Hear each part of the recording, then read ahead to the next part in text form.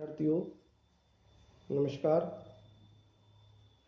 पिछली वीडियो में हमने प्रेशर ग्रुप क्या है, प्रेशर ग्रुप की क्या लक्षण हैं, क्या इसकी विशेषताएं हैं, प्रेशर ग्रुप का क्या महत्व है और क्या इसकी उपयोगिता है,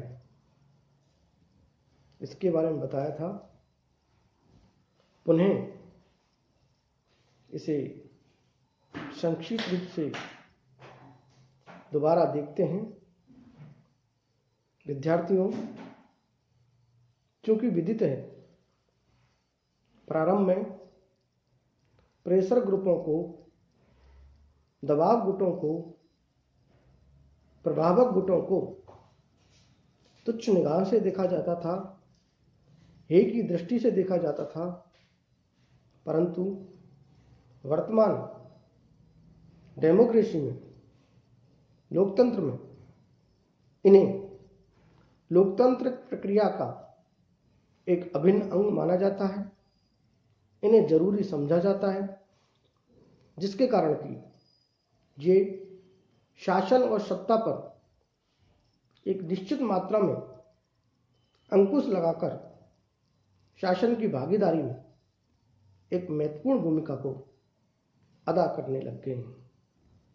विद्यार्थियों, यदि हम इसके लक्षणों को देखें तो इसके लक्षण मुख्य रूप से विशिष्ट हितों से संबंधित रहते हैं। महत्व की यदि बात करें, उपयोगिता की यदि बात करें, तो ये लोकतांत्रिक प्रक्रिया के लिए एक अभिव्यक्ति के रूप में कार्य करते हैं। शासन के लिए ये सूचनाएं एकत्र करने वाले संगठन के रूप में दिखाई देते हैं। शासन को प्रभावित करने वाले संगठन के रूप में दिखाई देते हैं और सरकार की और सत्ता की निरंकुशता को कम करने वाले ये दबाव समूह हैं। समाज और शासन में, शासन और समाज में, सत्ता और समाज में ये एक संतुलन स्थापित करने का भी कार्य करते हैं और इसके अलावा ये व्यक्ति और सत्ता के मध्य एक बीच की कड़ी का भी कार्य करते हैं। यूं कहें तो ये विधानमंडल के पीछे वाला विधानमंडल के रूप में भी हमें ये दिखाई देते हैं और इनकी यदि हम तुलना करें, पॉलिटिकल पार्टीज और दबाव समूह की ये तुलना करें, तो हम ये कह सकते हैं कि पॉलिटिकल पार्टीज चुनाव में भाग लेती है, जबकि दबाव समूह चुनाव में भाग नहीं लेते हैं। विद्यार्थियों, राजनीतिक दलों का एक विस्तृत संगठन होता है, जबकि दबाव समूह का ज़्यादा बड़ा संगठन नहीं होता, अपितु सूक्ष्म होता है। राजनीतिक दलों का एम, उद्देश्य भी विस्तृत होता है, जबकि दबाव समूह का उद्देश्य संक्षिप्त होता है, संकीर्ण होता है। विद्यार्थियों, राजनीतिक दल विधानमंडल में कार्य करते हैं, जबकि दबाव समूह विधानमंडल के बाहर कार्य करते हैं।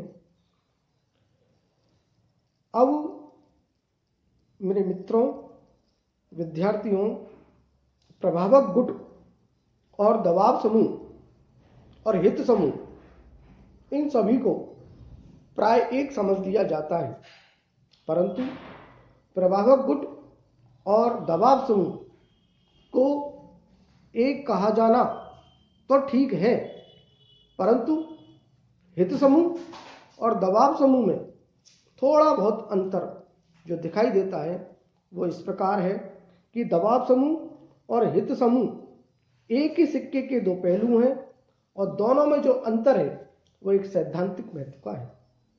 वो क्या है? जैसा कि अर्ल लद्दम के शब्दों में, सभी हित समूह दबाव गुट नहीं होते, किंतु समय आने पर सभी हित समूह दबाव गुट का रूप धारण कर लेते हैं। कहने का तात्पर्य है कि सभी हित समूह दबाव गुट नहीं होते हैं, परंतु समय आने पर सभी हित समूह दबाव गुट का रूप धारण कर लेते हैं। कैसे कर लेते हैं? जैसे छात्रों का समूह, अध्यापकों का समूह, डॉक्टरों का समूह, व्यापारियों का समूह आदि समूह हित समूह है।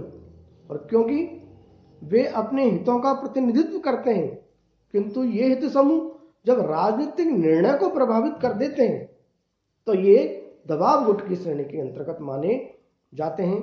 इस प्रकार ये प्रभावक गुट बन जाते हैं, दबाव गुट बन जाते हैं।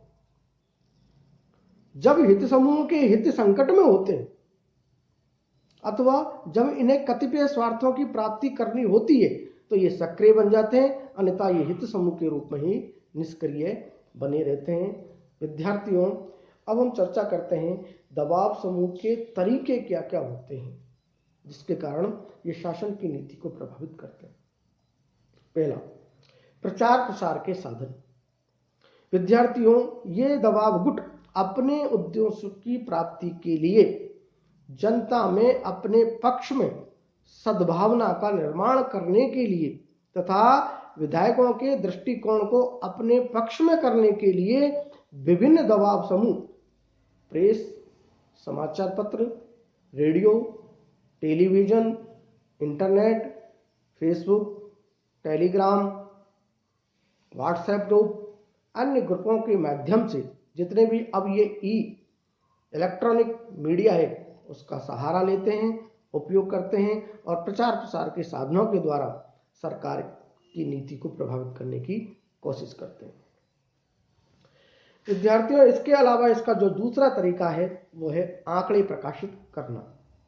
नीति निर्माताओं के समक्ष अपने पक्ष को प्रभावशाली ढंग से प्रस्तुत करने के लिए दबाव समूह आंकड़े प्रकाशित करवाते हैं ताकि अपनी मांग को पूरी किया जा सके, अपनी मांग पूरी हो सके। इसके अलावा इसका जो तीसरा तरीका हमें दिखाई देता है वो है गोष्ठी आयोजित करना, सेमिनार आयोजित करना, अन्य प्रकार की भीड़ को आयोजित करके सरकार पर दबाव बनाना। वर्तमान में दबाव समूह विचार विमर्श तथा वाद विवाद के लिए सेमिनार आयोजित करते हैं, वार्ताएं आयोजित करते हैं, भाषण मालाएं आयोजित करते हैं, गोष्ठियां आयोजित करते हैं और इन गोष्ठियों में विधायिका के सदस्यों तथा प्रशासन के प्रमुख अधिकारियों को भी ये आमंत्रित करने की कोशिश करते हैं या आमंत्रित करते हैं और उन्हें अपने दृष्टिकोण से प्रभावित करने का प्रयास करते हैं। विद्यार्थियों, इसके अलावा इसका जो चौथा तरीका हमें दिखाई देता है वो संसद की लॉबियों में सक्रिय रहना है। जैसे दबाव गुट अपने एजेंटों के माध्यम से संसद के सभा कक्षों में जाकर सदस्यों को प्रभावित करने का प्रयत्न भी करते हैं। व्यावसायिक संगठन संसद की लॉबियों में संसद सदस्यों को प्रभावित करने के लिए चतुर वकीलों या एजेंटों की नियुक्ति भी करते हैं जो इन स्वार्थों की पूर्ति के लिए कठोर परिश्रम करते रहते हैं और लॉबी क्षेत्र के एजेंट अपने न्याय संगत अधिकारों की रक्षा के लिए खुले उपायों का भी सहारा लेते हैं। विद्यार्थियों, ये विधायकों के साथ संपर्क भी स्थापित कर लेते हैं, इनकी गतिविधियों पर निगरानी रखते हैं और उनकी मनोवृत्ति को बदलने का भरपूर प्रयास करते हैं। इसके अलावा विद्यार्थियों, एक जो अनैतिक कार्य है, जो धर्म के विपरीत है, वो भी एक करने का प्रयास करते हैं, करते भी हैं, जैसे रिश्वत, बेईमानी और अन्य उपाय। भ्रष्टाचार। अपनी अभिष्ट स्वार्थों की पूर्ति के लिए, अपने विशिष्ट लक्ष्यों की पूर्ति के लिए दबाव समूह रिश्वत और घूस देने से भी नहीं कतराते। बेईमानी के तरीकों का उपयोग करते हैं, कहीं कहीं पर तो आवश्यकता अनुसार ये शराब और सुंदरी का भी प्रयोग करते हैं। प्रत्येक राज्य की राजधानी में, कैपिटल में दबाव समूह के प्रतिनिधित्व सक्रिय और क्रियाशील रहते हैं। व्यावसायिक दबाव समूह धन खर्च करके अपने साध्यों की प्राप्ति में लगे रहते हैं। विद्यार्थियों, ये अनैतिक कार्य, इसको करने से भी ये दबाव समूह नहीं चूकते हैं। अगला कार्य जो है वो है लॉबिंग। लॉबिंग से हमारा तात्पर्य है सरकार को प्रभावित करना। यह एक राजनीतिक उपाय है और लॉबिंग करने वाले व्यक्ति दबाव समूह और सरकार के बीच मध्यस्थ का कार्य करते हैं। वे लॉबिंग 3 प्रकार से करते हैं। सूचनाएं प्रकाशित करते हैं, नियोजनकर्ता के हितों की रक्षा करते हैं तथा विविध राजनीतिक प्रभावों को स्पष्ट करते हैं। लॉबिंग के माध्यम से दबाव समूह विधि निर्माताओं को प्रभावित करते हैं तथा वांछित लक्ष्यों की प्राप्ति करने का उद्देश्य रखते हैं और प्राप्त करते हैं। इसके अलावा संसद सदस्यों के मनोनयन में ये रुचि रखते हैं, नॉमिनेशन में ये रुचि रखते हैं। दबाव समूह ऐसे व्यक्तियों को चुनावों में दलीय प्रत्याशी मनोनयन करने में मदद देते हैं जो आगे चलकर संसद में उनके हितों की पूर्ति को कर सके, सहायक बन सके उसमें। और ऐसे कहा जाता है कि लोकतांत्रिक शासन व्यवस्था में संसद सदस्य दबाव समूह की जेब में होते हैं। चुनावों में प्रत्याशियों को पैसा चाहिए और पैसा आपको मालूम है ये दबाव समूह के द्वारा ही उपलब्ध किया जाता है। जितने भी औद्योगिक घराने हैं, जितनी भी ये बड़ी बड़ी फैक्ट्रियां हैं, जितने भी ये पूंजीपति लोग हैं, वो अपनी नीतियों को मनवाने के लिए, अपने व्यवसायों को चलवाने के लिए सरकार को, सत्ता को, राजनीतिक दलों को धन उपलब्ध कराते हैं, क्योंकि उनको चुनाव लड़ने के लिए धन चाहिए, पैसा चाहिए, और वो उनको उपलब्ध करा करके उनको अपनी रुचि के, अपने हितों को साधने वाले, अपनी बात को मानने वाले प्रत्याशियों को खड़ा करने में, उनको नॉमिनेट करने में दबाव डालते हैं और जिसके कारण वो अपने हितों को साध सके। एक अन्य तरीका जो ये अपनाते हैं वो है प्रदर्शन। कभी कभी दबाव समूह, दबाव गुट उग्र आंदोलन का भी सहारा लेते हैं, प्रदर्शन का भी सहारा लेते हैं, साधनों का भी प्रयोग करते हैं। विद्यार्थियों, कहना उचित नहीं होगा, जितने भी हमारे जातीय गुट हैं, चाहे वो केंद्र सरकार के यहाँ हो, चाहे किसी भी राज्य में हो, ये राजस्थान स्टेट की यदि हम बात करें तो ये दबाव गुट हिंसा का प्रयोग करके सार्वजनिक हितों, सार्वजनिक संपत्ति को नुकसान पहुंचाने के लिए, नुकसान पहुंचाते हुए कई प्रकार के साधनों का प्रयोग करते हैं। और ये राजस्थान में विभिन्न स्टेटों में भिन्न भिन्न समयों पर हमें दिखाई देता है।